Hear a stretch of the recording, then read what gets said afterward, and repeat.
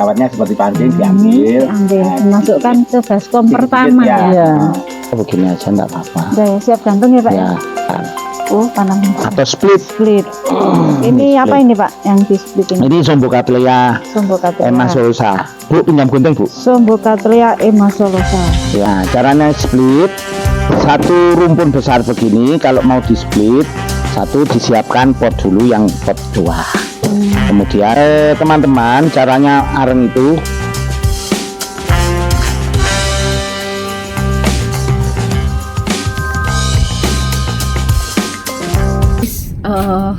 bibit anggrek dari Kusuma Orchid. Jadi untuk bibit anggrek ini harganya bervariasi sesuai dengan ID-nya guys. Kalau untuk Cattleya itu dipatok di harga 50.000. Sedangkan untuk anggrek vandanya dipatok di harga sorry. Untuk anggrek dendro itu per botolnya 40.000. Ini kita tengok ya akarnya, tuh akarnya putih-putih tuh ya, akarnya udah rimbun. Jadi tips untuk membeli anggrek botolan itu pilihlah yang akarnya rimbun guys, supaya tingkat keberhasilannya itu nanti besar ya. Oke, nanti setelah ini kita juga akan tutorial cara menanam anggrek dari botolan tuh ya. Bagaimana cara repottingnya, langsung kita akan tutorial bersama Kusuma Orchid. Langsung kita menemui mbaknya dari Kusuma Orchid guys. Kita langsung belajar dari Kusuma Orchid cara menanam anggrek yang baru dikeluarkan dari botol. Ini yang mau ditanam yang mana Mbak? Ini dendro. Iya. Ya. 191 kodenya ya. Yang diperlukan bahan-bahannya apa aja? Air. Ini ada air ya, air biasa. Ada ya 2 ember ini, air bersih ya. Ini nanti untuk yang pertama, ini untuk yang kedua. Nanti dari sini baru masuk sini penanaman. Ini caranya. Oke. Ini dikeluarkan dari botol pakai sembarang ya, pakai kawat. Pakai kawat seperti pancing. Oke. Kawatnya seperti pancing diambil, dimasukkan ke baskom pertama ya. Botol yang sudah siap dibuka itu kelihatan akarnya Mbak. Akarnya sudah kelihatan kayak gini. Nah, ini akarnya sudah kelihatan. Ya, ini yang putih-putih itu Pak ya. Bentar Pak. Sini Pak. Ini akarnya guys ya. Akarnya sudah kelihatan. Terus tanamannya biasanya sudah mulai daunnya itu sudah mulai ke botol ini menyentuh botol ke atas ini. Sampai belok itu Pak. Ya, ini sudah waktunya buka lama ini sudah. Jadi ini yang pertama dari botol dikeluarin, taruh di baskom pertama guys. Baskom pertama itu untuk nyuci. Tujuannya untuk nyuci ya Pak? Ya, untuk nyuci bekas media-medianya, agar bahan-bahan kimia dan nutrisi-nutrisi lainnya itu harus bersih. Oh gitu. Oke. Kalau tidak bersih bisa mengakibatkan jamur. Jadi ini harus bersih ya. Harus bersih. Ya. Bekas media di botol itu ya. Di botol. Jangan sampai begini. Oh ini medianya bisa untuk pakai pupuk. Nanti ditaruh di sini, kemudian itu justru menyebabkan jamur. Karena itu ada bahan-bahan kimia yang sudah kena angin, kena air, jadi fermentasi, jadi busuk. Nah kalau sudah begitu diambili daun dan akar-akar yang kering. Nah masuk ke ember dimasuk ke baskom kedua, kemudian dicuci bersih. Kalau tanaman itu botolnya tidak kontaminasi atau botol yang masih betul-betul steril dan bersih, maka tidak perlu fumi, cukup begini saja. Kemudian kalau tanaman ini sudah besar, kalau tanaman ini dari botol sudah besar, itu bisa masuk langsung ke single pot. Nah, single pot begini, single pot kecil begini, ini, atau medianya bisa menggunakan pakis begini, bisa menggunakan mos, bisa menggunakan mos. Dan mos ini sudah disteril, jadi mos dan sterilnya dipotong-potong kecil-kecil dulu, kemudian dicuci bersih, kemudian disteril, digodok Mbak. Mosnya? Ya, mosnya digodok sampai katakan 2 jam ya, bersih. Kemudian mosnya nanti akan lentur, lemes. Nah, itu akan menyebabkan mudah diserap nutrisinya untuk menyimpan nutrisi ini. Mosnya ini. Ini kalau tanamannya sudah besar nanti kita coba. Kemudian kalau dibuat single pot begini nanti bisa ditanam begini. Kalau sebelum itu bisa dimasukkan ke tempat seperti ini. Ini namanya dipakai untuk apa namanya? Kompotan satu komunitas, satu pot besar begini. Isinya bisa banyak, bisa 50, bisa lebih. Nah, ini ditaruh aja, nggak usah ditanam, ditaruh aja. Dia masih butuh kelembapan, ya, nggak boleh tidur. Nah, biar nanti dia tidak apa namanya cepat tumbuhnya kalau tegak. Kalau tidur lama dia tumbuhnya. Satu botol ini bisa masuk ke sini. Ini kalau tanamannya kecil-kecil seperti ini. Tanamannya kecil-kecil, maksudnya sudah keluar akar dan siap dikeluarkan. Nah, tanamannya ini. Ini contohnya. Kompot singis tadi, Bu. Singapin. Melihat seperti ini. Kalau misalnya ada yang gerombol seperti ini, tidak perlu dipisah-pisah, biar aja begini. Nanti dia akan pisah sendiri kalau agak besar. Kalau sudah nah, ini cara yang pertama. Jadi dimasukkan kompot namanya, satu komunitas. Dia masih butuh kelembapan. Dia nyiramnya cukup sehari sekali. Dia nanamnya tidak boleh jarang-jarang. Jadi nanamnya harus rapet. Nah, seperti ini Mbak jadinya. Pada akhirnya yang sudah jadi seperti ini. Ini kira-kira sudah hampir 2 minggu kemarin mengeluarkan dari botol. Nah, ya. Kemudian begini, kompot ini tidak boleh dipupuk dulu sebelum akar keluar.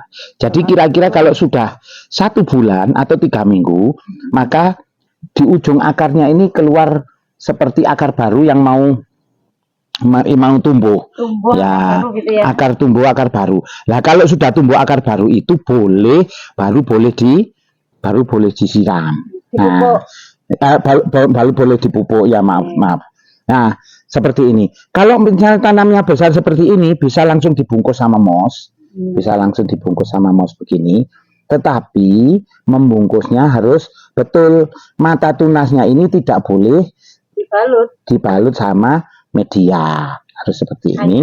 Hanya akarnya saja. Kemudian dimasukkan ke fleksibel pot. Ini harus rapet. Ya, kalau dia poros, maksudnya medianya ini cuma sedikit, dia terlalu banyak menyimpan air sehingga lembab, gampang busuk. Tapi kalau poros padat begini ya, bahasa Jawanya padat begini, sudah. Nah, ini bisa dimasukkan ke sini di tray begini. Ini cara yang berikutnya ya. Jadi bisa yang besar-besar ini. Jangan lupa para pemirsa, jangan lupa ini harus tetap diberi kode, karena anggrek itu bisa laku bagus, bisa laku mahal kalau anggrek itu ada namanya, ada ID-nya. Nah, ini kodenya kebetulan D170. Ya, silangannya nanti kita lihat di register ya, silangannya dilihat di kode silangan. Ya, jadi dikasih seperti ini. Ini kalau tanaman, ini bisa tanaman baru keluar dari botol langsung masuk sini bisa. Tergantung size-nya tanaman. Kalau besar, ya. Kalau misalnya dari sini, ini 1 bulan atau 1 bulan setengah. Nah, kalau seperti ini karena akarnya sudah keluar, ini ya silakan lihat. Nah, ini akarnya sudah mulai keluar. Ini baru boleh dikasih pupuk. Pupuknya biasanya pupuk yang NPK rata atau NPK yang seimbang. Aturannya kalau tanaman kecil-kecil ini bisa 0,5 gram atau 0,5 cc per liter air. Jadi 1 liter 0,5 cc atau 0,5 gram. Jadi 0,5 gram atau 0,5 cc per liter. Itu kalau tanaman masih baby, masih kecil-kecil begini. Dan caranya nggak boleh kena ini ya pupuknya. Boleh kena pupuk, boleh, enggak apa-apa, boleh, enggak apa-apa. Oke, langsung dipupuk semuanya boleh. Nah, nanti dalam jangka waktu 1 bulan ke depan dia akan begini, sudah mulai tegak-tegak begini. Nah, kalau tegak-tegak begitu bisa sudah dimasukkan gini. Ini cara yang berikutnya bisa langsung masuk ke sini. Jadi tanpa fleksibel pot seperti ini, fleksibel pot 1 tray begini besar itu langsung dimasukkan begini. Nah, nanti itu juga bisa. Kalau ini sudah tinggal ngambil saja dicabut. Nah, akarnya sudah nempel. Nah, ini tinggal nambah media. Sudah jadi tanaman single besar. Jadi seperti ini. Terus potnya disesuaikan ya Pak ya? Oke, potnya pot fleksibel tadi. Nah, ini dia akan lebih cepat. Nah, jangan lupa sekali lagi ini kodenya harus jelas di sini. Kalau itu EPI C08. C08. Jadi ini guys ada 2 poin penting. Ya, jadi seperti ini. Kalau sudah begini, jadi bisa dari botol dikeluarkan, bisa langsung single pot begini. Yang pertama, yang kedua bisa masuk kompotan seperti ini ya, seperti ibu ini menata satu-satu begini. Sekali lagi pupuknya tidak boleh langsung begini dipupuk, tidak boleh, harus 1 bulan ke depan menunggu akar baru tumbuh, dia baru bisa menyerap nutrisi. Karena kalau begini belum bisa menyerap nutrisi, dia butuh kelembapan saja. Ya, kalau yang kompotan tadi nyiramnya sehari berapa? Nyiramnya sehari cukup sekali, pokoknya suasananya nggak terlalu panas. Kalau panas bisa 2 kali, bisa 2 kali. Sama, pokoknya harus tuntas, harus poros. Intinya itu guys ya. Jadi kalau mau beli botolan itu sudah ada tutorial cara nanamnya. Ini harus bersih. Ya, Pak, nah, mudah. Poinnya apa itu tunas dan batangnya jangan sampai kena media gitu Pak. Harus akarnya saja ya. Akarnya saja. Itu poin yang penting. Ini dibersihkan dulu. Kalau semua sampai atas bisa busuk ya Pak ya. Bisa busuk karena mata tunasnya nanti dia akan terendam media. Terbenam di media gitu Pak. Cara yang kedua bisa, jadi botol ini kalau sudah dibuka seperti ini ya, saudara-saudara, kalau sudah dibuka seperti ini tidak bisa ditutup lagi. Kalau misalnya dibuka begini ya, misalnya terus ada tamu, waduh aku kadung buka botol, ini harus dibuka, tidak boleh gini kan, nanti bisa kontaminasi, bisa kena jamur. Nah, cara yang kedua kasih air Bu, masukkan kasih air. Ini sudah gede ya Pak? Ya, kasih air. Langsung kasih air di botolnya. Di cara kedua. Memudahkan mengeluarkan. Nah, Jadi supaya mudah mengeluarkan. Ya, cara yang kedua dikasih air kemudian agak dikocok-kocok sedikit gini. Biar apa? Medianya ini, agar-agarnya ini dan arang aktifnya ini lunak. Nah, kalau seperti ini dia gampang mengambilnya. Dan yang dikait itu adalah akarnya, jangan sampai daunnya ya. Akarnya dari sini ya, akarnya pelan-pelan. Jadi kalau misalnya akarnya sudah banyak ini harus pelan-pelan, agak digerak-gerakkan gini biar dia lepas, kemudian pelan-pelan. Kalau itu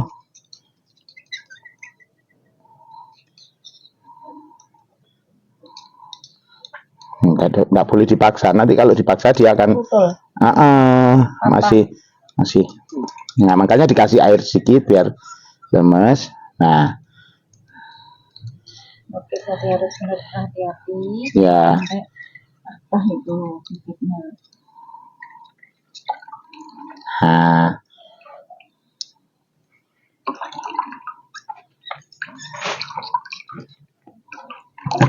Ini kalau akarnya sudah terlalu panjang, nah ini dia sudah lepas, bekas medianya sudah lepas, pelan pokoknya. Dia akan lemes. Baik. Lepas ini sudah waktunya. Panjang banget itu. Oke, sama. Jadi tekniknya sama karena sudah gede-gede seperti ini. Ya, perlu dikompot. Yang penting daun-daun yang kering-kering ini harus bersih. Karena kalau ini tidak bersih, gampang busuk.